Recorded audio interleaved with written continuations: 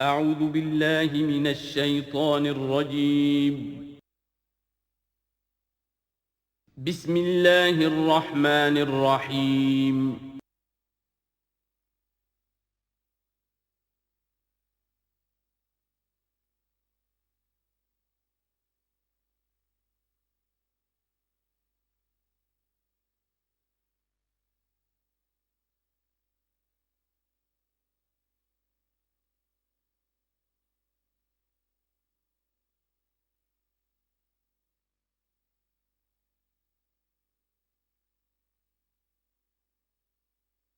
اعوذ باللہ من الشیطان الرجیم بسم اللہ الرحمن الرحیم الف لام میم ذالک الکتاب لا ریب فیہ صدق اللہ العظیم۔ الف لام میم حروف مقطعات ہیں جن کے بارے میں عرض کر چکا ہوں۔ ذالک الکتاب لا ریب فیہ، یہ وہ کتاب ہے اس میں کوئی شک نہیں۔ الکتاب اس لیے کہا گیا ہے کہ قرآن مجید کی پیشین گوئیاں اور خوشخبریاں سابقہ کتابوں میں موجود تھیں، اور چونکہ اس سورہ مبارکہ میں اصل خطاب کا رخ جو ہے وہ ہے سابقہ امت مسلمہ کی طرف، تو ذالک کتاب نہیں کہا گیا، ذالک کتاب لا ریب فیہ نہیں، ذالک الکتاب یہ وہ کتاب ہے، کتاب موعود ہے جس کی پیشین گوئیاں تورات اور انجیل میں موجود تھیں۔ لا ریب فیہ، اس میں کوئی شک نہیں۔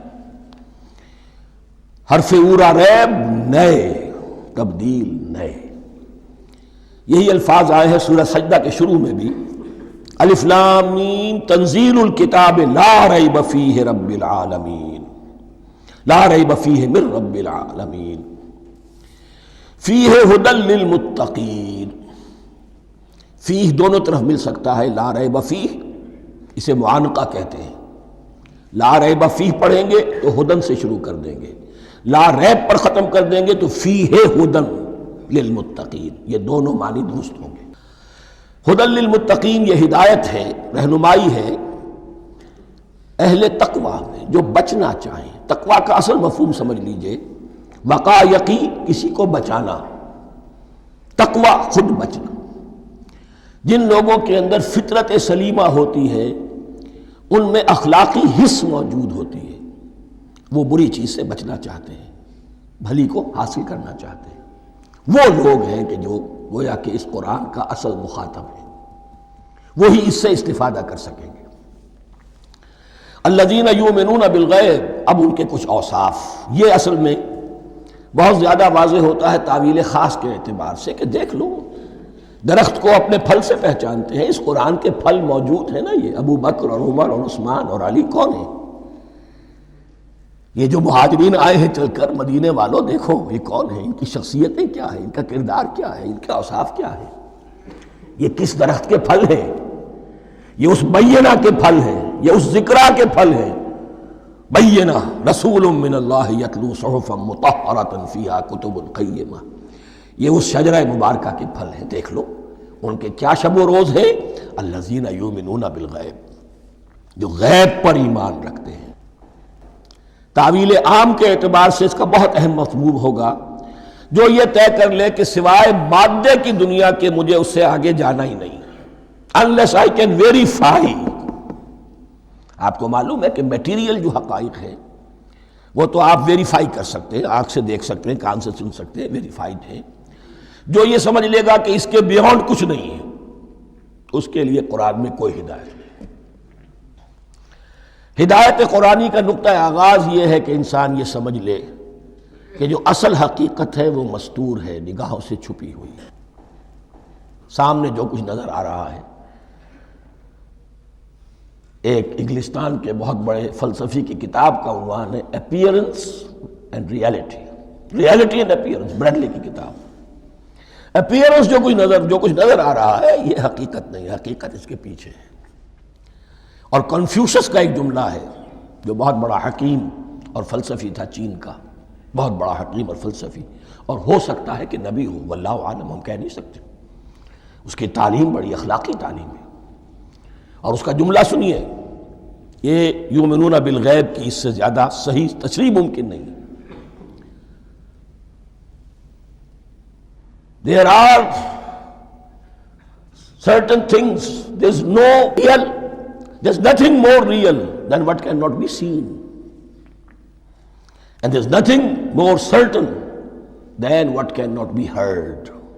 وہ حقائق جو آنکھوں سے نہیں دیکھے جا سکتے اور کانوں سے نہیں سنے جا سکتے، ان سے زیادہ یقینی اور واقعی حقائق اور کوئی نہیں.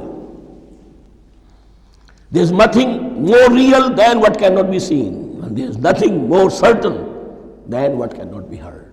الذین یؤمنون بالغیب ویقیمون الصلاۃ، نماز قائم کرتے ہیں، ومما رزقناہم ينفقون، اور جو کچھ ہم نے انہیں دیا ہے اس میں سے خرچ کرتے ہیں، خیر میں، بھلائی میں، نیکی میں، ابناء نو کی حاجات کو رفع کرنے میں، لوگوں کی تکلیفیں دور کرنے میں، خود اللہ کے لیے، اللہ کی رضا جوئی کے لیے، اللہ کو قرض حسنہ دیتے ہوئے.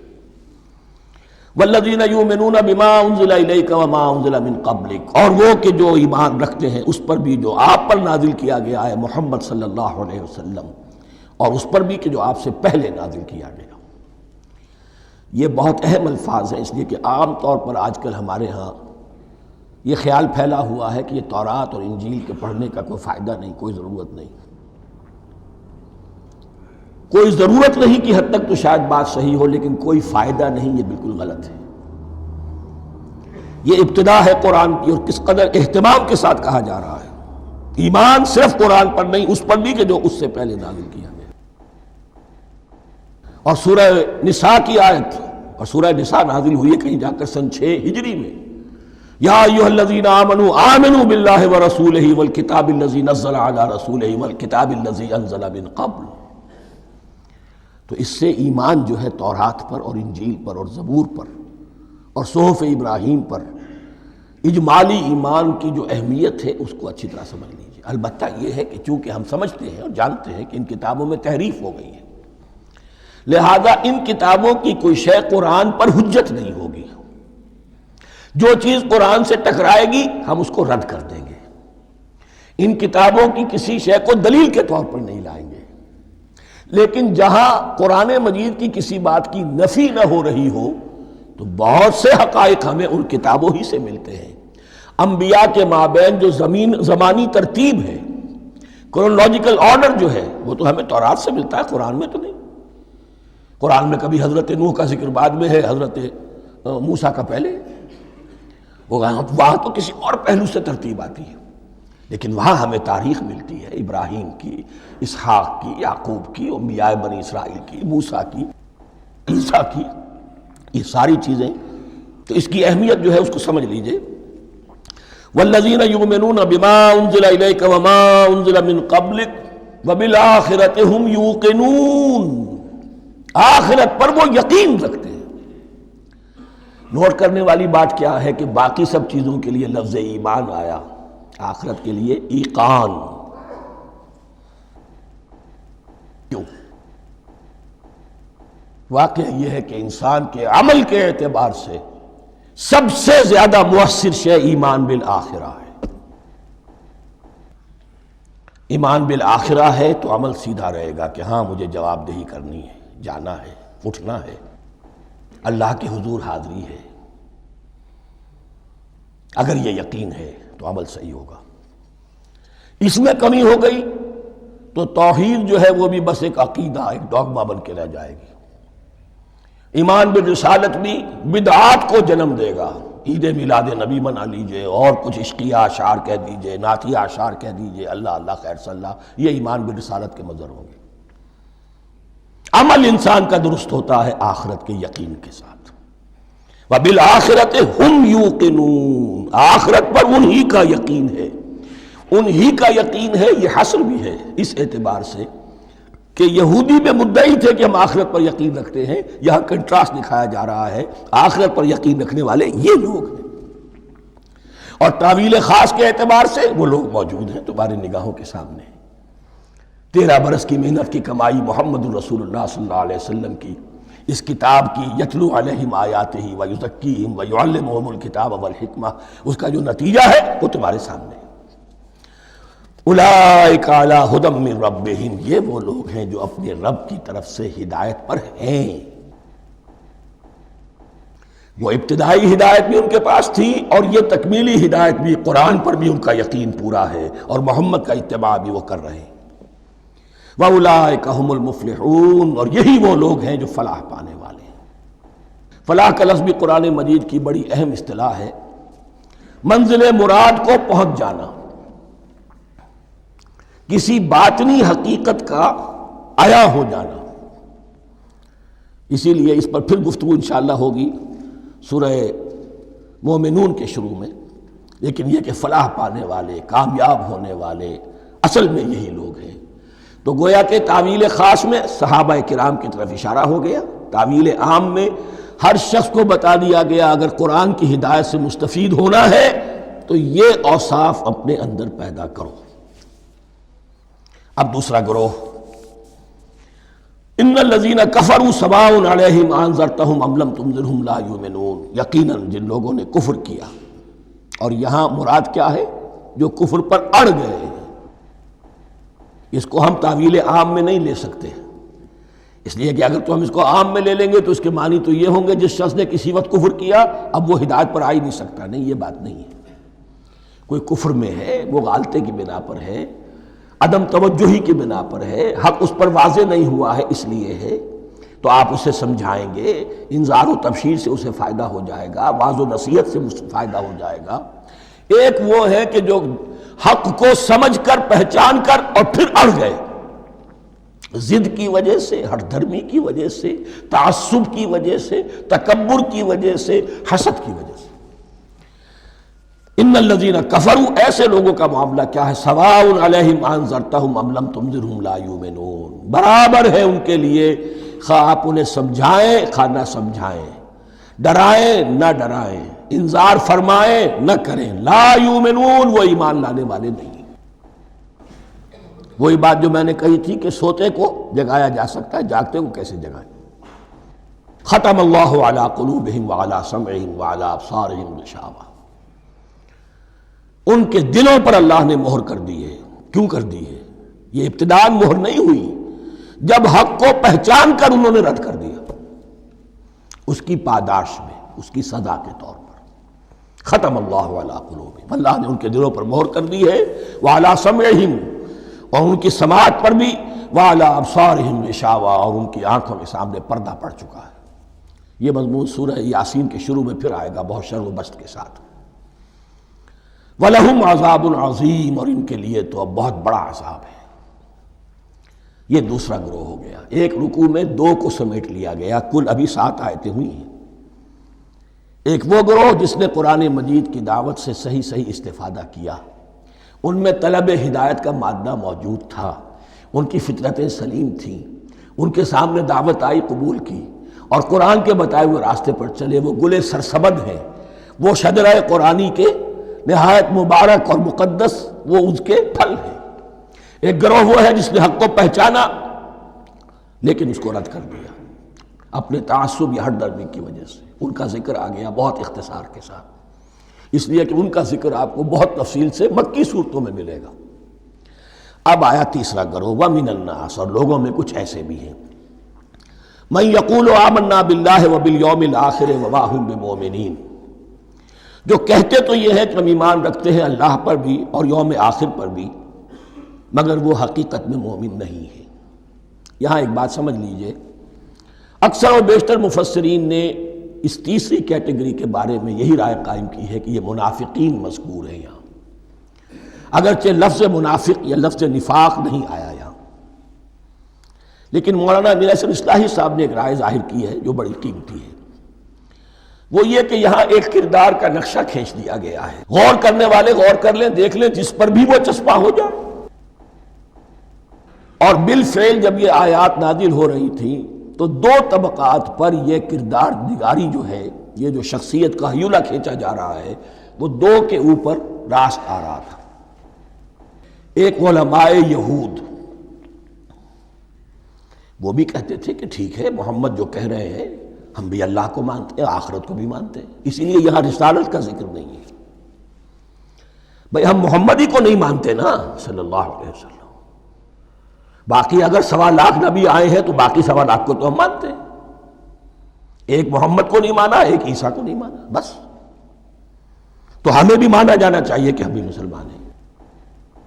ایک یہ ان کی رائے ہے، اور واقعہ یہ ہے کہ یہاں اس طریقے کا تذکرہ ہو رہا ہے کہ جس سے ان کا کردار بھی جھلک رہا ہے، روح سخن ان کی طرف جا رہا ہے۔ مجھے یاد ہے اپنی 10ویں جماعت کے زمانے میں دہلی میں نے دیکھا تھا کہ ناٹ سرکس، وہاں کا ایک بڑی مارکیٹ ہوتی تھی، تو جوتے کی ایک دکان پہ ایک بہت بڑا جوتا لٹکایا ہوا تھا، بہت بڑا، اور لکھا تھا free to home it fits, جس کے پاؤں میں یہ ٹھیک ٹھیک آ جائے وہ لے جائے اس کو۔ تو یہ free to home it fits ہے، ایک کردار ہے۔ اب یہ کردار جس کے اوپر بھی فٹ بیٹھ جائے، ان میں یقیناً زیادہ تو غلبہ یہی ہے جو مفسرین کی رائے ہے، منافقین کا معاملہ جو ہو رہا ہے، لیکن یہ کردار بعین نہیں فٹ بیٹھ رہا ہے یہود کے علماء پر۔ اور یہ بھی نوٹ کر لیجئے کہ جو مدینہ منورہ میں نفاق کا جو پودا پروان چڑھا ہے، بلکہ پودا نہیں کہنا چاہیے، جھاڑ جھکاڑ جو پروان چڑھا ہے، وہ یہودیوں کے زیر اثر، جیسے جنگل کے اندر بڑے بڑے درخت بھی ہوتے ہیں اور اندر جو ہے نیچے جھاڑیاں بھی ہوتی ہیں، تو یہ نفاق کا جھاڑ جھکاڑ جو ہے وہ یہودی علماء کا جو پودا تھا، اور بہت بڑا تھا، اس میں کوئی شک نہیں، اس کے سائے میں پروان چڑھا ہے۔ ان دونوں میں معنوی ربط بھی ہے۔ وَمِنَ النَّاسِ مَن يَقُولُ آمَنَّا بِاللَّهِ وَبِالْيَوْمِ الْآخِرِ وَمَا هُم بِمُؤْمِنِينَ، اور لوگوں میں سے کچھ ایسے بھی ہیں جو کہتے تو یہ ہے کہ ہم ایمان رکھتے ہیں اللہ پر اور یوم آخر پر، لیکن وہ مومن نہیں ہیں۔ يُخَادِعُونَ اللَّهَ وَالَّذِينَ آمَنُوا وَمَا يَخْدَعُونَ إِلَّا أَنفُسَهُمْ، وہ دھوکہ دینے کی کوشش کر رہے ہیں اللہ کو اور اہل ایمان کو۔ دیکھیں یخادعون جو ہے یہ باب مفعلہ ہے، باب مفعلہ میں کشمکش ہوتی ہے، کشاکش ہوتی ہے، لہذا ترجمہ میں نے کیا کوشش کر رہے ہیں۔ وما یخدعون الا انفسهم، یہ ثلاثی مجرد میں آ گیا، اور نہیں دھوکہ دے رہے مگر صرف اپنے آپ کو۔ یہ یقینی ہے اپنے آپ کو تو دھوکہ دے رہے ہو، لیکن یہ کہ اللہ اور اس کے رسول کو اور اللہ اور اہل ایمان کو دھوکہ نہیں دے سکتے۔ سورہ نساء کی آیت نمبر 142 میں یہ کھل کر منافقین کے بارے میں یہی الفاظ آئے ہیں، ان المنافقین یخادعون اللہ وہو خادعہم، یقیناً منافقین جو ہے وہ اللہ کو دھوکہ دینے کی کوشش کر رہے ہیں اور اللہ انہیں دھوکہ دے رہا ہے۔ وما یشعرون، انہیں اس کا شعور نہیں ہے۔ یہ بہت اچھی طرح نوٹ کر لیجئے، منافقین کی بھی اکثریت وہ تھی جنہیں اپنے نفاق کا شعور نہیں تھا،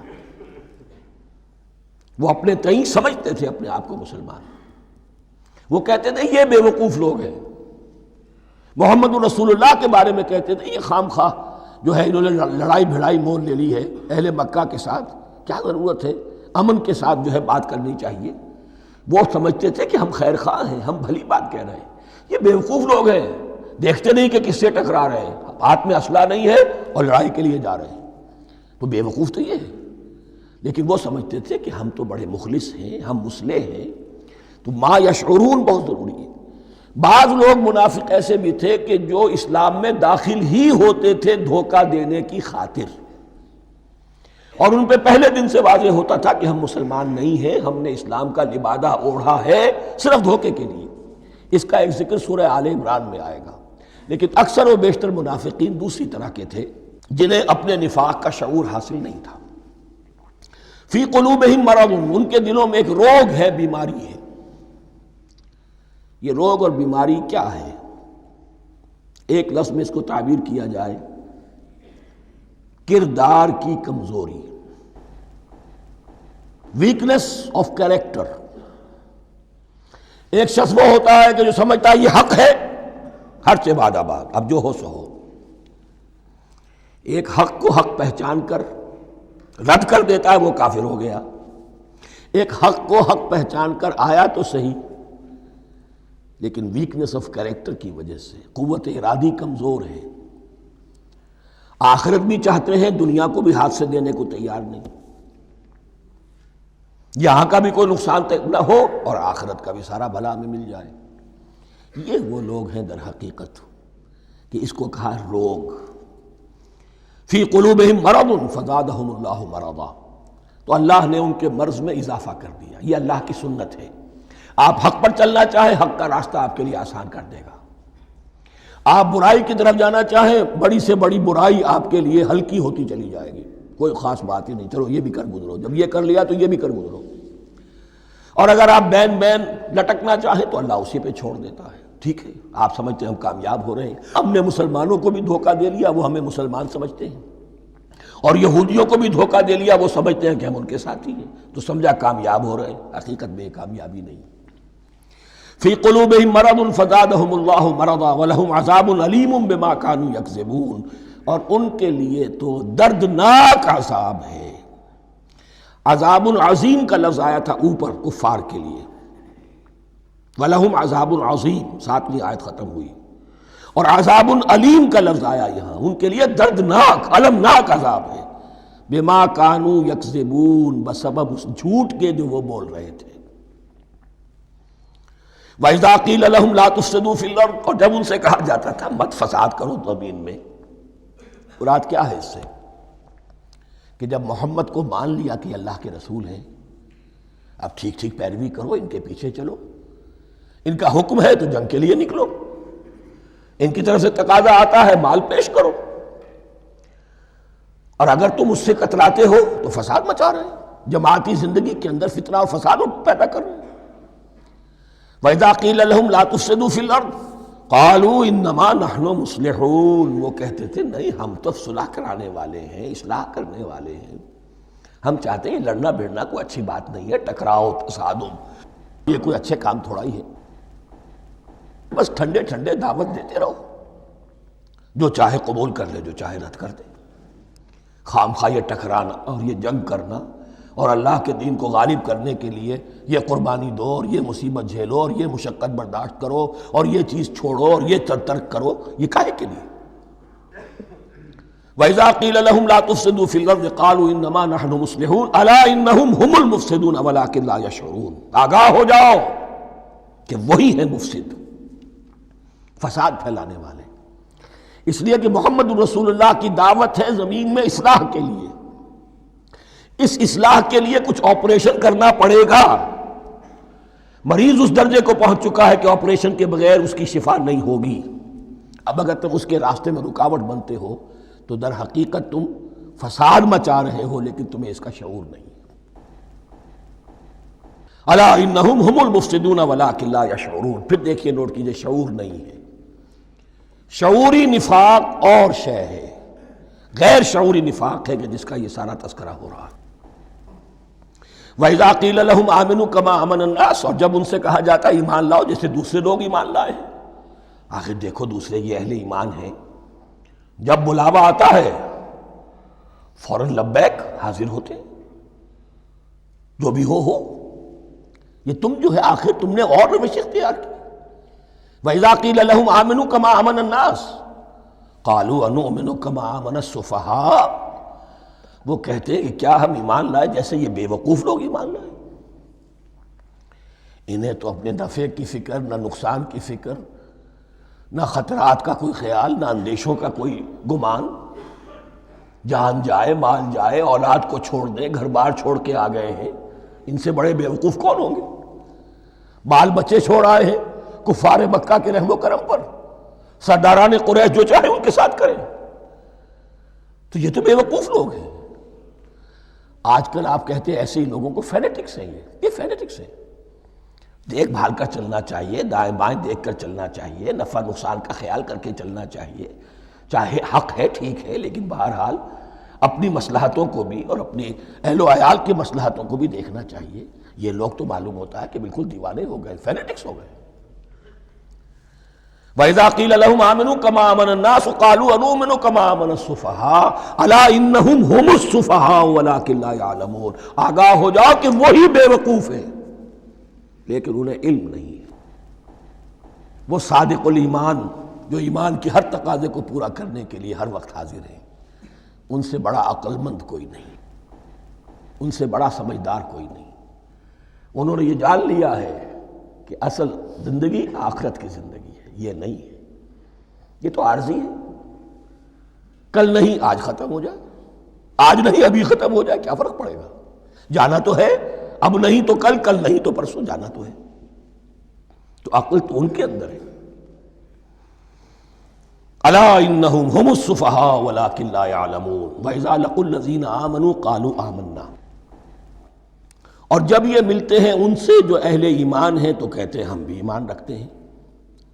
اب یہ ان دونوں پر آئے گا۔ عام جو یہودی تھے وہ بھی کہتے تھے کہ ہم بھی تو آخر اللہ کو مانتے ہیں، آخرت کو مانتے ہیں، اور منافق تو تھے ہی جو رسول کو بھی مانتے تھے۔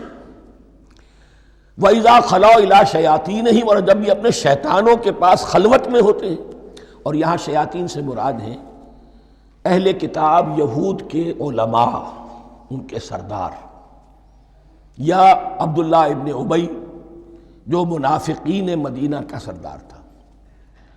اگر وہ کبھی ملامت کرتا تھا، دیکھو تم تو معلوم ہوتا ہے بالکل مسلمانوں میں شامل ہی ہو گئے پوری طرح سے، تمہیں کیا ہو گیا، تم ہر بات مان رہے ہو۔ اب انہیں یہ کچھ نہ کچھ اپنی وفاداری کا یقین دلانے کے لیے کہنا پڑتا تھا، نہیں ہم انہیں بیوقوف بنا رہے ہیں، ہم ان سے ذرا تمسخر کر رہے ہیں، ہم ہیں آپ کے ساتھ ہی، آپ فکر نہ کریں۔ اسی لیے یہ دو منہا ہونا، نفق کہتے ہیں سرنگ کو جس کے دو دروازے ہوتے ہیں، باقی زیر زمین ہے۔ نافقہ گوہ کا بل ہے کہ دو دروازے رکھتا ہے، دو اس کے منہ رکھتا ہے کہ ادھر سے اگر کتا داخل ہو جائے شکار کے لیے تو ادھر سے نکل بھاگے، ادھر سے آئے تو ادھر سے نکل بھاگے۔ تو دو منہا انسان، یہ در حقیقت جس کو پھر سورہ نساء میں کہا گیا لا الہ ہؤلاء ولا الہ ہؤلاء، نہ ادھر کے ہیں نہ ادھر کے، مذبذبین بین ذالک، اس کے درمیان مذبذب ہو کر رہ گئے۔ یہ شیطان کا لفظ یہاں سمجھ لیجئے کہ اس کے دو رائے ہیں کہ یہ شطنہ سے بنا ہے یا شات سے بنا ہے، شین الف توئے یا شین طا نون۔ شطنہ کے معنی تباعدا، کو بہت دور ہو گیا، دور ہو گیا۔ شیطان سے مراد جو اللہ کی رحمت سے بہت دور ہو گیا۔ اور شاتا یشیتو کے معنی ہے احترق غضبا وحسدا، کوئی شخص غصے اور حسد کے اندر جل رہا ہو، وہ شاتا یشیتو ہے۔ اس سے فعلان کے وزن پر، رحمان کے وزن پر، غضبان کے وزن پر شیطان، یعنی وہ کہ جو حسد اور غضب کی آگ میں جل رہا ہے۔ تو یہ ایک تو شیطان وہ ہے کہ جو جنات میں سے ہے، جس کا نام عزازیل تھا پہلے، اب ہم اسے ابلیس کے نام سے جانتے ہیں، وہ ایک شیطان ہے، جنی ہے۔ پھر یہ کہ جو بھی اس کے پیروکار ہیں دنیا میں، انسانوں میں سے ہوں یا جنات میں سے ہوں، وہ بھی شیاطین ہیں۔ اسی طرح اہل کفر، اہل زیغ کے جو بڑے بڑے سردار ہوتے ہیں، ان کو بھی شیطان سے تعبیر کیا گیا۔ وَإِذَا خَلَوْا إِلَىٰ شَيَاطِينِهِمْ قَالُوا إِنَّا مَعَكُمْ، اور جب وہ خلوت میں ہوتے ہیں، علیحدگی میں ہوتے ہیں اپنے شیاطین کے پاس، سرداروں کے پاس، کہتے ہیں ہم تو آپ کے ساتھ ہیں، انما نحن مستہزئون، یہ تو ہم ان مسلمانوں کو بیوقوف بنا رہے ہیں، ان سے استہزاء کر رہے ہیں، تمسخر کر رہے ہیں۔ ہم تمسخر میں کہہ دیتے ہیں کہ ہم بھی آپ کے ساتھ ہیں، آمنا۔ اللہ یستہزئ بہم ویمدہم فی طغیانہم یعمہون، حقیقت کیا ہے کہ اللہ ان کا مذاق اڑا رہا ہے اور ان کو ڈھیل دے رہا ہے کہ وہ اپنے عقل کے اندھے پن میں بڑھتے چلے جائیں۔ اللہ تعالیٰ جیسا میں نے عرض کیا رسی دراز کرتا ہے، کوئی شخص غلط راستے پر جانا ہے تو جاؤ بھائی، فوراً تو نہیں پکڑتا، اگر فوراً پکڑ لے تو سیدھا ہو جائے گا، چلتے جائے، جہاں جانا چاہتے ہو جاؤ۔ تو ان کو بھی رسی دراز کر رہا ہے اللہ، لیکن یہ کہ اللہ یستہزئ بہم، یہ سمجھتے ہیں کہ مسلمانوں کا مذاق اڑا رہے ہیں، اصل میں مذاق ان کا اڑ رہا ہے اللہ کے نزدیک۔ وَيَمُدُّهُمْ فِي طُغْيَانِهِمْ يَعْمَهُونَ، اب یہاں ذرا نوٹ کر لیجئے، یہ دو لفظ آئیں گے، عین میم اور ہا، امہ ہے کے ساتھ، ایک ہے عین میم اور یا امج، تو عین اور میم تو مشترک ہے یا آخر میں فرق ہوگا، عین میم اور ہا ہوگا، اس کے معنی عقل کا اندھا، دل کا اندھا، آنکھیں تو ہے لیکن دل کا اندھا ہے، عقل کا اندھا ہے۔ اور عین میم یا جو آنکھوں کا اندھا ہو، عمیٌ اندھے، اعمیٰ اندھا۔ تو یہاں فرمایا انا معکم انما نحن مستہزئون، اللہ یستہزئ بہم ویمدہم فی طغیانہم یعمہون، اللہ ان کو اس جو ان کی عقل کے اندھے پن میں جو یہ بڑھتے چلے جا رہے ہیں، اللہ بھی ان کی رسی دراز کر رہا ہے تاکہ یہ جہاں تک جانا چاہتے چلے جائیں۔ اولئک الذین اشتروا الضلالۃ بالہدی، یہ وہ لوگ ہیں کہ جنہوں نے ہدایت کے عوض گمراہی خرید لی ہے۔ دیکھیے بڑا پیارا انداز ہے یہ، ایک شخص کے سامنے دونوں آپشنز تھے، ایک نے گمراہی کو چھوڑا، ہدایت لے لی، چاہے قیمت دینی پڑی، تکلیفیں اٹھانی پڑی، آزمائشوں میں سے گزرنا پڑا، قربانیاں دینی پڑی، ہدایت لی۔ اور ایک شخص نے ہدایت دے کر گمراہی لے لی، آسانی تو ہو گئی، فوری تکلیف سے تو بچ گئے، لا الہ الا ولا الہ الا، دونوں طرف سے اپنے آپ کو بچا لیا۔ لیکن حقیقت میں سب سے زیادہ گھاٹے کا سودا یہی ہے، اولئک الذین اشتروا الضلالۃ بالہدی، ہدایت دے کر اور ضلالت خرید لی ہے، فما ربحت تجارتہم، تو ان کی تجارت ان کے حق میں ہرگز مفید نہیں ہوئی۔ اب یہاں بھی دیکھیے، را با اور ہے ہا، ربحا، اس کے معنی نفع، صحیح نفع، جائز نفع۔ را با اور وا، ربا، وہ سود، وہ بھی اضافہ ہے، وہ بھی بڑھوتری ہے، لیکن وہ حرام ہے۔ ایک ہے تجارت کے اندر جو نفع ہو جائے وہ ربح ہے، را با اور ہا یہ نفع ہے جو جائز نفع ہے۔ را با اور وا، ربا، یہ کیا ہے؟ یہ سود ہے، یہ حرام ہے۔ را اور با مشترک ہے، آگے ہا، آگے اور با، اس کا فرق ہے۔ فما ربحت تجارتہم وما کانوا مہتدین، ان کی تجارت ان کے حق میں ہرگز مفید نہیں ہوئی اور نہیں ہے اب یہ ہدایت پانے والے۔ مثلہم، اب یہاں دو تمثیلیں آ رہی ہیں بڑی پیاری۔ پہلی تمثیل ہے کفار کے بارے میں، دوسری تمثیل ہے یہ بین والے لوگوں کے بارے میں۔ پہلوں کے لیے کیا تمثیل ہے؟ مثلہم کمثل الذی استوقد نارا، ان کی مثال اس شخص کی سی ہے جس نے آگ روشن کی۔ ایک نقشہ کھینچا جا رہا ہے، اندھیری شب ہے جدا اپنے قافلے سے ہے تو، تیرے لیے ہے میرا شعلہ نوا قندیل۔ اندھیری شب ہے، قافلہ بھٹک رہا ہے، کچھ لوگ بڑی ہمت کرتے ہیں، اندھیرے میں بھی ادھر ادھر سے لکڑیاں جمع کرتے ہیں اور آگ روشن کر دیتے ہیں۔ لیکن عین اس وقت جب آگ روشن ہوتی ہے کچھ لوگوں کی بینائی سلب ہو جاتی ہے۔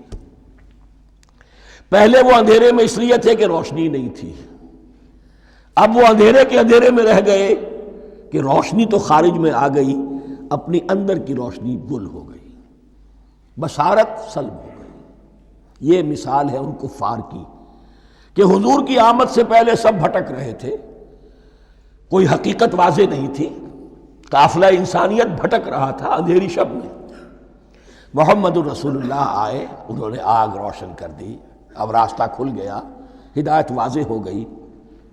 لیکن کچھ ضد یا تعصب یا تکبر یا حسد کی بنیاد پر کچھ لوگوں کی اندر کی بینائی زائل ہو گئی، تو وہ تو ویسے کے ویسے بھٹک رہے ہیں، جیسے پہلے اندھیرے میں تھے ویسے ہی اب اندھیرے میں ہیں۔ روشنی میں آنے والے تو وہ ہیں، دیکھ لو، جن کا ذکر سب سے پہلے ہوا ہے۔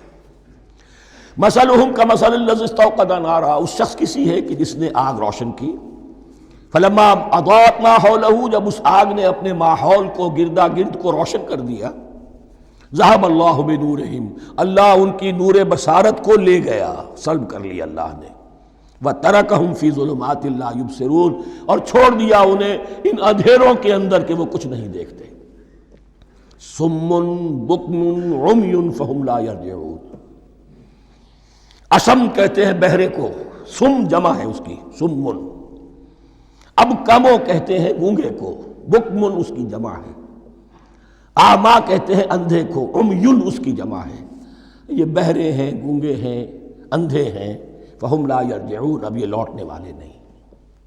یہ کون ہے؟ ابو جہل ہے، ابو لہب ہے، ولید بن مغیرہ ہے، عقبہ ابن ابی معیط ہے، یہ سب کے سب ابھی زندہ ہیں جب یہ آیات نازل ہو رہی ہیں۔ ابھی تو غزوہ بدر ہوگا سن 2 ہجری میں، اور اس میں یہ سب جو ہیں واصل جہنم ہوں گے، ابھی تک تو ہے نا۔ یہ لوگ ہو گئے اس کی مثال۔ مثلہم کمثل الذی استوقد نارا فلما اضاءت ما حولہ ذہب اللہ بنورہم وترکہم فی ظلمات لا یبصرون صم بکم عمی فہم لا یرجعون۔ اب دوسری مثال، او کصیب من السماء، یا بڑی زور کی بارش برس رہی ہے آسمان سے، فیہ ظلمات، اس میں اندھیرے بھی ہیں، ورعد، اور گرج ہے، وبرق، اور بجلی چمک رہی ہے، یجعلون اصابعہم فی آذانہم من الصواعق حذر الموت، کچھ لوگ ہیں کہ جو اپنی انگلیاں اپنے کانوں کے اندر ٹھوسے ہوئے ہیں کہ وہ جو کڑک ہے اس سے ان کی جانیں نہ نکل جائیں، موت نہ آ جائے۔ کڑکا ایسا ہے کہ اس کڑکے سے بچنے کے لیے اپنی انگلیاں اپنی کانوں میں ٹھوس رکھی ہیں، حذر الموت، موت کے خوف سے۔ واللہ محیط بالکافرین، اللہ ایسے کافروں کا احاطہ کیے ہوئے ہے، بچ کر کہاں جائیں گے۔ یکاد البرق یخطف ابصارہم، قریب ہے کہ بجلی ان کی نگاہوں کو لے جائے، ان کی بینائی کو سلب کر لے۔ کلما اضاء لہم، لیکن ہوتا کیا ہے، جب ذرا روشنی ہوئی تو چل لیے۔ مشوا فیہ، بجلی چمکی، کچھ نظر آ گیا دائیں بائیں تو کچھ تھوڑا سا چل لیے۔ وَإِذَا أَظْلَمَ عَلَيْهِمْ، اور جب تاریکی ان پر طاری ہو گئی، قاموا، کھڑے کے کھڑے رہ گئے۔ یہ نقشہ ہے ان کا کہ ایک طرف بارش ہو رہی ہے، قرآن مجید ہے، آسمان سے نازل ہو رہا ہے، یہ ماہ مبارکہ ہے، یہ کتاب مبارکن ہے، لیکن یہ کہ اس کے ساتھ کڑکے ہیں، گرج ہے، کفر سے مقابلہ ہے، کفر کی طرف سے دھمکیاں ہیں، اندیشے ہیں، خطرات ہیں، امتحانات ہیں، آزمائشیں ہیں۔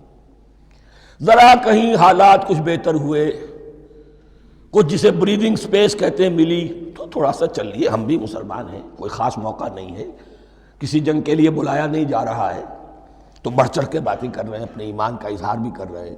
جیسے ہی کوئی آزمائش آئی، قاموا، ٹھٹک کر کھڑے کے کھڑے رہ گئے۔ وَلَوْ شَاءَ اللَّهُ لَذَهَبَ بِسَمْعِهِمْ وَأَبْصَارِهِمْ، اللہ چاہتا تو ان کی سماعت اور بصارت کو بھی سلب کر لیتا، لیکن اللہ کا قانون یہی ہے، جو جہاں رہنا چاہے اس نے آزادی ارادہ دی ہے انسان کو۔ تم اگر مومن صادق بن کر رہنا چاہتے ہو، اس کو آسان کر دے گا تمہارے لیے۔ تم نے اپنے تعصب کی وجہ سے، اپنے تکبر کی وجہ سے کفر کا راستہ اختیار کیا، اللہ اسی کو کھول دے گا۔ تم بیچ میں لٹکنا چاہتے ہو، لٹکتے رہو، اللہ تعالیٰ جو ہے جبرن کسی کو نہ حق پہ لائے گا، نہ جبرن کسی کو باطل پر لے کر جائے گا، اس لیے کہ جبر اگر ہو تو پھر امتحان کا معاملہ ختم، پھر جزا و سزا بیکار ہے، غیر منطقی ہے، غیر معقول ہے۔ ان اللہ علی کل شیء قدیر، یقیناً اللہ تعالیٰ ہر چیز پر قادر ہے۔ یہ دو رکوع اس اعتبار سے کہ انسانی شخصیتوں کا سمجھنا، اور جیسا کہ میں نے عرض کیا، تعویل عام ذہن میں رکھیے، جب بھی کبھی کوئی دعوت حق اٹھے گی، اگر وہ واقعتاً کل کے کل حق کی دعوت ہے اور اس میں انقلابی رنگ ہے کہ باطل سے پنجہ آزمائی کرنی ہے، باطل کو نیچا دکھانا ہے، حق کا غلبہ کرنا ہے، تو یہ تین قسم کے افراد لازماً ہمیشہ وجود میں آ جائیں گے۔ ان کو پہچاننا، ان کے کردار کی جو اصل جو اس کے پیچھے پس منظر ہے، اس کو جاننا بہت ضروری ہے۔ اب جو تیسرا رکوع آ رہا ہے سورہ بقرہ کا، اس میں قرآن کی دعوت کا خلاصہ ہے۔ قرآن کیا ماننے کی دعوت دیتا ہے، اس کی پکار کیا ہے۔ جیسا کہ میں عرض کر چکا ہوں، 2/3 قرآن پہلے نازل ہو چکا ہے، پس منظر میں ہے۔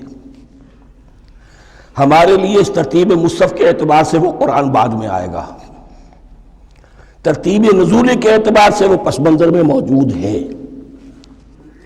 لیکن چونکہ یہاں پر مصحف کے اندر یہاں سے آغاز کیا جا رہا ہے، لہذا اس کا خلاصہ جو ہے لب لباب، یہ ایک رکوع میں، اور قرآن کے فلسفے کا اور اس کے بعض نہایت ہی اہم جو موضوعات ہیں اور مسائل ہیں، ان کا ذکر پھر چوتھے رکوع میں۔ ابھی ہم تیسرا رکوع پڑھ رہے ہیں۔ یا ایھا الناس اعبدوا ربکم الذی خلقکم والذین من قبلکم لعلکم تتقون، اے لوگو بندگی اختیار کرو اپنے اس رب کی، اپنے اس مالک کی جس نے تمہیں پیدا کیا، اور نہ صرف تم کو پیدا کیا، تم سے پہلے جتنے لوگ گزرے انہیں بھی پیدا کیا تاکہ تم بچ سکو۔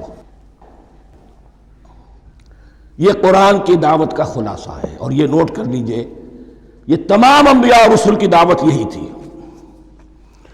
ہم جب پڑھیں گے سورہ اعراف پڑھیں گے، سورہ شعراء پڑھیں گے، ایک ایک کا نام لے کر، ان اعبدوا اللہ واطیعون، ہر رسول کی دعوت یہ تھی، اللہ کی بندگی کرو، میری اطاعت کرو۔ یا قوم اعبدوا اللہ ما لکم من الہ غیرہ، اے میری قوم کے لوگوں اللہ کی بندگی کرو، تمہارا کوئی الہ اور معبود اس کے سوا نہیں ہے۔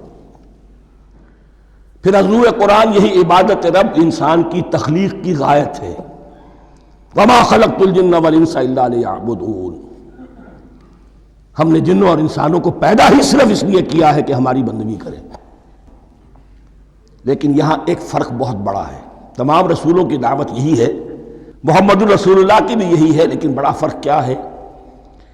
باقی تمام رسولوں کی دعوت آپ کو ملے گی یا قوم، اے میری قوم کے لوگوں، یہاں ہے یا ایھا الناس،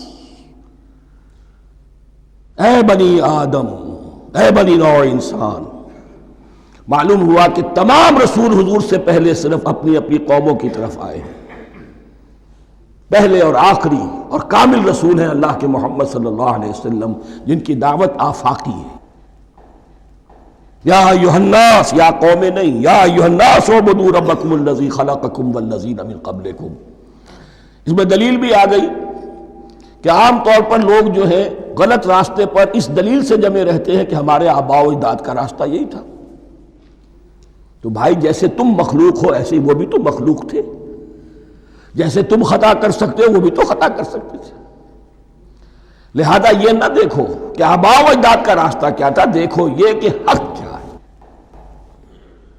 لعلکم تتقون، تاکہ تم بچ جاؤ، دنیا میں افراط و تفریط کے دھکوں سے بچ جاؤ گے، آخرت میں اللہ کے عذاب سے بچ جاؤ گے۔ ان دونوں سے اگر بچنا ہے تو اللہ کی بندگی کی روش اختیار کرو۔ اچھا کس رب کی؟ الذی جعل لکم الارض فراشا والسماء بناء، جس نے تمہارے لیے زمین کو فرش بنا دیا اور آسمان کو چھت بنا دیا۔ وانزل من السماء ماء، اور آسمان سے پانی برسایا، فاخرج به من الثمرات رزقا لکم، اور پھر اس پانی کے ذریعے سے زمین سے میووں کی شکل میں، پیداوار کی شکل میں تمہارے لیے رزق اگایا۔ فلا تجعلوا للہ اندادا وانتم تعلمون، تو ہرگز نہ اللہ کا مد مقابل کسی کو ٹھہراؤ جانتے بوجھتے۔ وانتم تعلمون کا ایک مطلب یہ بھی ہے کہ تم بھی مانتے ہو کہ اس کائنات کا خالق اللہ کے سوا کوئی نہیں۔ اہل عرب بھی مانتے تھے، جو ان کے دیوی دیوتا تھے وہ سمجھتے تھے کہ یہ اللہ کے اوتار ہیں یا اللہ کے ہاں بہت یہ پسندیدہ ہیں، اللہ کے محبوب ہیں، اس کے اولیاء ہیں، اس کی بیٹیاں ہیں، لہذا یہ شفاعت کریں گے تو ہمارا بیڑا پار ہو جائے گا، ورنہ خالق وہ مانتے تھے اللہ ایک ہی ہے۔ جب تم یہ مانتے ہو کائنات کا خالق ایک، مدبر ایک، تو اب کسی کو اس کا مد مقابل نہ بناؤ۔ انداد ند کی جمع ہے، لا ضد لہ ولا ند لہ، اللہ کا کوئی مد مقابل نہیں۔ اس میں یہاں تک بات ہے کہ حضور اس درجے، اس توحید کی باریکیوں تک پہنچا کر گئے ہیں اس امت کو کہ کسی صحابی نے ایسے ہی کہہ دیا ما شاء اللہ وما شئت، جو اللہ چاہے اور جو آپ چاہیں۔ حضور نے فوراً ٹوک دیا اجعلتنی للہ ندا، کیا تو نے مجھے اللہ کا مد مقابل بنا دیا ہے؟ اس کائنات میں مشیت صرف ایک کی چلتی ہے، کسی اور کی مشیت اس کی مشیت کے تابع پوری ہو جائے ہو جائے، لیکن مشیت مطلقہ صرف اس کی ہے۔ یہاں تک کہ حضور سے فرمایا گیا کہ اے نبی آپ کے لیے یہ ممکن نہیں ہے جسے چاہے ہدایت دے دیں، انک لا تہدی من احببت ولکن اللہ یہدی من یشاء۔ اگر یہ اختیار میں ہوتا تو ابو طالب دنیا سے بغیر ایمان لائے نہ جاتے۔ فلا تجعلوا للہ اندادا وانتم تعلمون۔ اب ان دو آیتوں میں تو یوں سمجھیے توحید نظری بھی اور توحید عملی بھی۔ توحید عملی کیا ہے؟ بندگی صرف اسی کی ہو۔ اب آیا ہے رسالت کا معاملہ، وَإِن كُنتُمْ فِي رَيْبٍ مِّمَّا نَزَّلْنَا عَلَىٰ عَبْدِنَا، اگر تمہیں رسالت محمدی پر شک ہے صلی اللہ علیہ وسلم، اس کے کیا معنی ہے؟ کہ تمہیں اس قرآن کے بارے میں شک ہے جو ہم نے اپنے بندے پر نازل کیا ہے۔ اگر ہے شک فی الواقع، وَإِن كُنتُمْ فِي رَيْبٍ، اگر تمہیں واقعتاً شک ہے مما نزلنا علی عبدنا، اس پر جو ہم نے اپنے بندے پر نازل فرمایا ہے، فاتو بسورۃ من مثلہ، تو لے آؤ اس جیسی ایک ہی صورت۔ یہ ہم کل پوری تفصیل سے دیکھ چکے ہیں کہ برسبیل تنزل یہاں پہنچے ہیں، پہلے 2 آیتیں میں نے آپ کو سنائی تھی، اس میں پورے قرآن کی مثال لانے کا چیلنج کیا گیا. پھر ایک آیت سنائی جس میں 10 صورتیں ہی لے آؤ. اب آخری درجے میں ایک صورت ہی بنا لا، اور ایک صورت تو سورۃ العصر کے مساوی بھی ہو سکتی تھی، سورۃ الکوثر کے مساوی بھی ہو سکتی تھی. وَادْعُوا شُهَدَاءَكُم مِّن دُونِ اللَّهِ إِن كُنتُمْ صَادِقِينَ، اور بلا لو اپنے سارے مددگاروں کو اللہ کے سوا، جن ہوں انس ہوں. اس لیے کہ قریش کا خیال یہ تھا کہ جو شعراء ہوتے ہیں ان کے پاس جن ہوتے ہیں، وہ جن انہیں سکھاتے ہیں، ورنہ عام آدمی تو یہ شعر نہیں کہہ سکتا. تو تمہارا اگر کوئی گمان ہے کوئی جنات سکھانے والے ہیں، کوئی انسان ہے، خطیب ہیں، شعراء ہیں، ادیب، سب کو جمع کر. ان کنتم صادقین. اب یہ ہے بہت ہی، جس کو میں نے کل کہا تھا، آپ کو یاد ہوگا، قرآن کا انداز کیا ہوتا ہے کہ وہ اپنے اندر جھانکنے کی دعوت دیتا ہے. یہ گویا کہ آنکھوں میں آنکھیں ڈال کر یہ کہا جا رہا ہے کہ حقیقت میں تمہیں کوئی شک نہیں ہے، یہ تم بات بنا رہے ہو صرف. اگر واقعتاً شک ہے تو آؤ میدان. حقیقت یہ ہے کہ تمہیں شک نہیں ہے. اگر تم سچے ہو فاتو بصورت من مثلہ، تو اس جیسی ایک ہی صورت بنا لاؤ. فَإِن لَمْ تَفْعَلُوا، اب ذرا انداز دیکھیے تحدی کا اور چیلنج کا. پھر اگر تم یہ نہ کر پاؤ، وَلَن تَفْعَلُوا، اور ہرگز نہیں کر سکو گے. یہ چیلنج کون دے سکتا ہے؟ اللہ کے سوا کوئی نہیں دے سکتا. یہ انداز کسی کتاب کا نہیں ہے. ذَلِكَ الْكِتَابُ لَا رَيْبَ فِيهِ، یہ کسی کا نہیں ہے. فَإِن لَمْ تَفْعَلُوا وَلَن تَفْعَلُوا، پھر اگر تم نہ کر پاؤ اور تم ہرگز نہیں کر پاؤ گے، فَاتَّقُوا النَّارَ الَّتِي وَقُودُهَا النَّاسُ وَالْحِجَارَةُ، تو ڈرو اس آگ سے جس کا ایندھن بنیں گے انسان اور پتھر. اعدت للکافرین، کافروں کے لیے تیار کر لی گئی ہے، بھڑکا دی گئی ہے. پتھروں کا ذکر خاص طور پر کیوں ہے؟ 2 اس کے امکانات ہیں. آپ کو معلوم ہے کہ وہ جو پتھر کا کوئلہ ہوتا ہے اس کی آگ بڑی سخت ہوتی تھی، عام جو ہمارا یہ لکڑی کا کوئلہ ہوتا ہے اس کے مقابلے میں. اور دوسرے یہ بھی کہ چونکہ انہوں نے جو معبود تراش رکھے تھے وہ پتھر کے ہوتے تھے، تمہارے ساتھ ہی تمہارے ان معبودوں کو بھی جھونکا جائے گا اور وہ بھی جلیں گے، تاکہ تمہاری حسرت کے اندر اضافہ ہو. ان سے ہم دعائیں مانگا کرتے تھے، ان کے سامنے ماتھے ٹیکتے تھے، ان کے سامنے ڈنڈوت کرتے تھے، ان کو چڑھاوے چڑھاتے تھے. اب یہاں گویا کہ ایمان باللہ، توحید، ایمان بالرسالت اور ایمان بالآخرت. فَاتَّقُوا النَّارَ الَّتِي وَقُودُهَا النَّاسُ وَالْحِجَارَةُ أُعِدَّتْ لِلْكَافِرِينَ وَبَشِّرِ الَّذِينَ آمَنُوا وَعَمِلُوا الصَّالِحَاتِ، اور بشارت دے دیجئے اے نبی ان لوگوں کو کہ جو ایمان لائے اور جنہوں نے نیک عمل کیے. أَنَّ لَهُمْ جَنَّاتٍ تَجْرِي مِن تَحْتِهَا الْأَنْهَارُ، کہ ان کے لیے وہ باغات ہیں کہ جن کے دامن میں ندیاں بہتی ہوں گی. لفظی ترجمہ ہوگا جن کے نیچے ندیاں بہتی ہوں گی. مراد اس سے کیا ہے؟ عام فطری باغ وہ ہوتے تھے کہ جس میں ذرا اونچائی پر جو ہے درخت لگے ہوئے ہیں اور دامن میں ندی بہہ رہی ہے، تو اس سے خود بخود جو ہے وہ اریگیشن، نیچرل اریگیشن ہو رہی ہے، درختوں کے جڑوں تک پانی پہنچ رہا ہے. بہرحال ترجمہ آپ لفظی کریں، ان کے نیچے ندیاں بہتی ہوں گی یا یہ کہ جن کے دامن میں ندیاں بہتی ہوں گی. کلما رزقوا منہا من ثمرۃ رزقا، جب بھی کبھی انہیں دیا جائے گا کوئی پھل رزق کے طور پر کھانے کے لیے جنت میں، قالوا ھذا الذی رزقنا من قبل، وہ کہیں گے یہ تو وہی شے ہے جو ہمیں پہلے بھی ملتی تھی.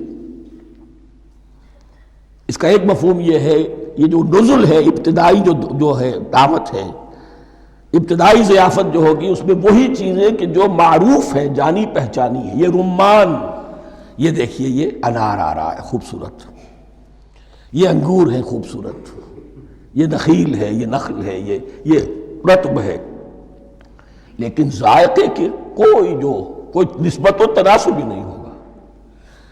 وہ کہیں گے یہ وہی شے ہے جو ہمیں پہلے ملتی تھی. وَأُتُوا بِهِ مُتَشَابِهًا، مشابہ تو ہوگی وہ، لیکن ان کے ذائقے میں زمین و آسمان کا فرق ہوگا.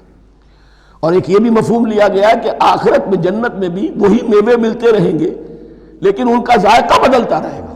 شکل وہ ہوگی لیکن ذائقہ وہ نہیں رہے گا کہ جس سے انسان کی پھر طبیعت بڑھ جاتی ہے ایک ہی شے کو کھاتے ہوئے.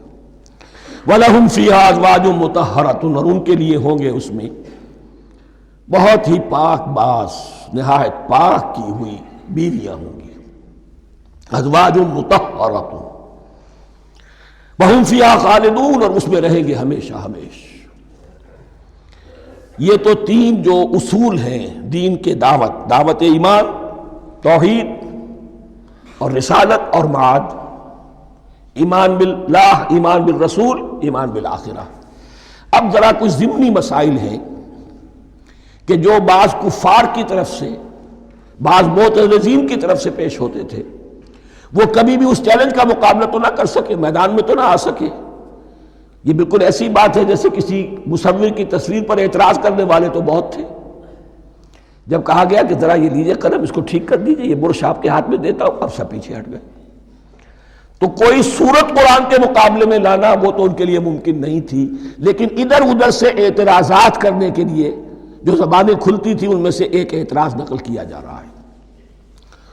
وہ یہ تھا کہ وہ کہتے تھے کہ قرآن مجید میں مکھی کی تشبیہ آئی ہے، یہ تو بڑی حقیر سی شے ہے، اعلیٰ کلام ہو اور اعلیٰ متکلم ہو وہ ایسی حقیر چیزوں کا تذکرہ نہیں کرتا۔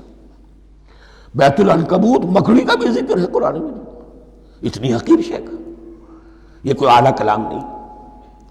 اس کا جواب دیا جا رہا ہے کہ اصل میں کہیں تشبیہ بیان کرنی ہے، تمثیل بیان کرنی ہے، تو دیکھنا یہ کہ جس شے کے لیے تشبیہ دی جا رہی ہے اس کی مناسبت والی شے ہو۔ شے کوئی بہت حقیر ہے تو کسی عظمت والی شے سے آخر کیسے تشبیہ دی جائے گی؟ وہ تو کسی حقیر شے سے ہی تشبیہ دی جائے گی، تو جو اصل مقصد ہے تشبیہ کا وہ پورا ہوگا۔ ان اللہ لا یستحی ان یضرب مثلا ما بعوضۃ فما فوقہا، اللہ تعالیٰ کو تو اس میں کوئی جھجک نہیں ہے، کوئی شرم نہیں ہے کہ وہ مچھر کی مثال بیان کرے، تو اس سے اوپر، اب یا فوقہا میں دونوں معنی ہو جائیں گے، یعنی کمتر اور حقیر ہونے میں اس سے بھی بڑھ کر، یا یہ کہ اس سے اوپر کی کوئی شے، اس کی مثال دینے میں اللہ کو کوئی جھجک نہیں، اس لیے کہ مکھی بھی بہرحال مچھر سے تو ذرا بڑی شے ہے۔ اس معنی میں بھی ہو سکتا ہے فوقہا، اور فوقہا اس معنی میں بھی کہ اس سے بھی حقیر ہونے میں اس سے بھی بڑھ کر۔ فَأَمَّا الَّذِينَ آمَنُوا فَيَعْلَمُونَ أَنَّهُ الْحَقُّ مِنْ رَبِّهِمْ، تو جو لوگ صاحب ایمان ہیں وہ جان لیتے ہیں کہ یہ حق ہے ہمارے رب کی طرف سے۔ وَأَمَّا الَّذِينَ كَفَرُوا، اور جنہوں نے کفر کیا ہے، فَيَقُولُونَ مَاذَا أَرَادَ اللَّهُ بِهَذَا مَثَلًا، یہ کیا مثال اللہ نے دی، کیا ارادہ ہوا اللہ کا اس مثال کے ذریعے سے؟ ناک بہت چڑھا رہے ہیں، اعتراض کر رہے ہیں۔ اب جو آ رہا ہے اگلا جملہ وہ ہے بہت اہم، یضل بہ کثیرا ویہدی بہ کثیرا، اسی کے ذریعے سے اللہ بہتوں کو ہدایت دیتا ہے اور اسی کے ذریعے سے بہتوں کو گمراہ کرتا۔ معلوم ہوا کہ ہدایت اور گمراہی، اور ہدایت اور ضلالت انسان کی سبجیکٹو کنڈیشن کے اوپر دار و مدار ہے اس کا۔ آپ کے دل میں خیر ہے، بھلائی ہے، نیت صحیح ہے، طلب ہدایت، طلب علم، اس میں آپ سچے ہیں، آپ کو ہدایت مل جائے گی۔ دل میں زیغ ہے، کجی ہے، نیت میں ٹیڑھ ہے، فساد ہے، تو اسی کے ذریعے سے اللہ آپ کی گمراہی میں اضافہ کر دے گا۔ یضل بہ کثیرا ویہدی بہ کثیرا، لیکن اللہ کا یہ کسی کو ہدایت دینا اور کسی کو ضلالت دینا علل ٹپ نہیں ہے، کسی قاعدے اور قانون کے بغیر نہیں ہے۔ وما یضل بہ الا الفاسقین، نہیں گمراہ کرتا وہ اس کے ذریعے سے مگر صرف سرکش لوگوں کو، جن میں سرکشی ہے، تعلی ہے، تکبر ہے، اور ان کے اوصاف کیا ہے؟ الذین ینقضون عہد اللہ من بعد میثاقہ، جو توڑ دیتے ہیں اللہ کے ساتھ کیے ہوئے عہد کو۔ اور سب سے بڑا عہد یہ سورہ اعراف میں چل کر آئے گا، عہد الست۔ عالم ارواح میں ہم عہد الست کر کے آئے، الست بربکم قالوا بلا، کیا میں ہی نہیں ہوں تمہارا رب؟ تمام ارواح نے، میں بھی تھا، آپ بھی تھے، سب تھے، کل انسان، جتنے انسان دنیا میں آج تک آ چکے ہیں وہ بھی تھے، اور جو آنے ہیں ابھی قیامت تک وہ بھی تھے، لیکن تھے صرف ارواح کی شکل میں، جسم نہیں تھے۔ اور یہ میں آپ کو بتا چکا ہوں، مکمل وجود ہے انسان کا روحانی وجود۔ اولاً تخلیق اس کی ہوئی تھی، اسی سے آگے چل کر ایک بہت فلسفے کا بہت گہرا مضمون آ رہا ہے آگے چل کر۔ وہ جو عہد الست بربکم قالوا بلا، انہوں نے اس عہد کو توڑا، اللہ کو اپنا مالک اور خالق اور اپنا حاکم جاننے کی بجائے خود حاکم بن کر بیٹھ گئے۔ الیس لی ملک مصر، کیا مصر کی بادشاہی میری نہیں ہے؟ I am the sovereign. We are sovereign. Popular sovereignty. بغاوت، سرکشی، فاسق۔ وما يضل به الا الفاسقين الذين ينقضون عهد الله من بعد ميثاقه ويقطعون ما امر الله به ان يوصل، اور کاٹتے ہیں وہ چیز جسے اللہ نے جوڑنے کا حکم دیا ہے۔ اللہ نے صلہ رحمی کا حکم دیا ہے، یہ قطع رحمی کرتے ہیں مال کی طلب میں۔ بھائی بھائی کو ختم کرتا ہے اس کے مال کو ہتھیانے کے لیے، اپنی ذاتی اغراض کے لیے تمام اخلاقی حدود جو ہے انسان پس و پیش ڈال دیتا ہے، اپنا تکبر، اپنے لیے تعلی۔ الذین، آپ دیکھیے نوٹ کیجئے، اس میں ہماری شریعت کا فلسفہ یہ ہے، ایک تعلق ہے اللہ کا بندے کے ساتھ، حقوق اللہ، ایک ہے بندوں کا بندوں کے ساتھ، حقوق العباد۔ اللہ کا حق کیا ہے؟ اسے حاکم اور مالک، اور حاکم سمجھو، الملک سمجھو، خود اس کے بندے بنو۔ انسانوں کا حق کیا ہے؟ کونوا عباد اللہ اخوانا، سب آپس میں بھائی بھائی اللہ کے بندے بن جاؤ۔ اور اس میں سب سے اہم ترین رحمی رشتہ ہے، سگے بھائی بہنیں، پھر دادی کے اوپر جا کر وہ کزنز آ جائیں گے، پر دادی پر جا کر اور جمع ہو جائیں گے، یہاں تک کہ آدم و حوا پر تمام انسان جمع ہو جائیں گے۔ تو رحمی رشتے کی بڑی اہمیت ہے۔ تو وہ فاسقین کے جو توڑتے ہیں اللہ کے عہد کو، اس کو مضبوطی سے باندھنے کے بعد، وَيَقْطَعُونَ مَا أَمَرَ اللَّهُ بِهِ أَن يُوصَلَ وَيُفْسِدُونَ فِي الْأَرْضِ، انہی دونوں چیزوں کے نتیجے میں زمین میں فساد پیدا ہوتا ہے۔ یا اللہ کی اطاعت سے باغی ہو گئے، اور یا آپس میں ایک دوسرے کی گردنیں کاٹنے لگے۔ اولئک ھم الخاسرون، یہی لوگ ہیں جو بالآخر خسارے میں، آخری اور دائمی خسارے میں رہنے والے ہیں۔ کیف تکفرون باللہ وکنتم امواتا، تم کیسے کفر کرتے ہو اللہ کا؟ بڑا پیارا انداز ہے۔ وکنتم امواتا، تم مردہ تھے، فاحیاکم، تمہیں زندہ کیا، ثم یمیتکم، پھر تمہیں مارے گا، ثم یحییکم، پھر جلائے گا، ثم الیہ ترجعون، پھر تم اس کی طرف لوٹ جاؤ گے، لوٹا دیے جاؤ گے۔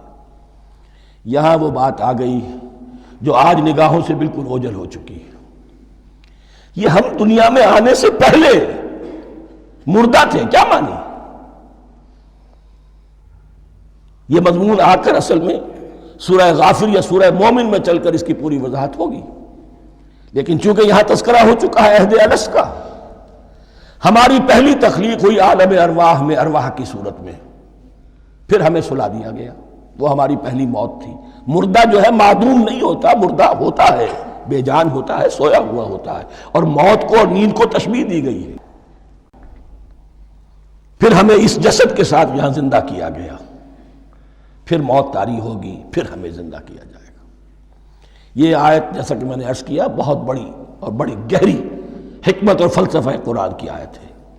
کیسے اللہ کا انکار کرتے؟ کنتم اموات، تم مردہ تھے، سوئی ہوئی ارواح کی شکل میں تھے، فاحیاکم، تمہیں جگایا اس جسد کے ساتھ، زندہ کیا، ثم یمیتکم ثم یحییکم، پھر تمہیں مارے گا، پھر جلائے گا، ثم الیہ ترجعون، پھر تم اس کی طرف لوٹا دیے جاؤ گے۔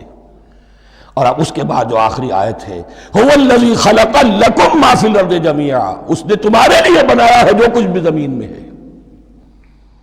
اس میں خلافت کا مضمون آ گیا۔ حدیث میں آتا ہے انما الدنیا خلقت لکم وانتم خلقتم للآخرہ، یہ دنیا تمہارے لیے بنائی گئی ہے، تم آخرت کے لیے بنائے گئے ہو۔